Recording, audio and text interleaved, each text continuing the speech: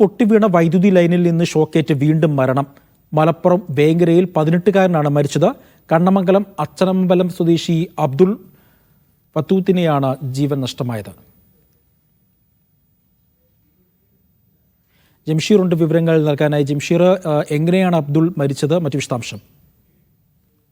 അജി, ഇന്ന് വൈകുന്നേരം ഈ തോട്ടിൽ കുളിക്കാനായി ഇറങ്ങിയപ്പോഴാണ് ഈ 18-കാരന് ഷോക്കേൽക്കുന്ന ഒരു സാഹചര്യം ഉണ്ടായത്. പിന്നീട് മരണപ്പെടുന്ന ഒരു സാഹചര്യം ഉണ്ടായത്.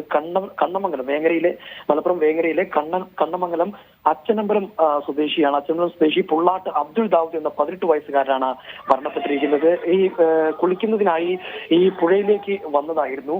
ആ സമയത്ത് ഈ ലൈൻ കമ്പി പൊട്ടി പുഴയിൽ വെള്ളത്തിൽ കിടക്കുന്നുണ്ടായിരുന്നു. ഇത് ശ്രദ്ധയിൽപ്പെട്ടിരുന്നില്ല.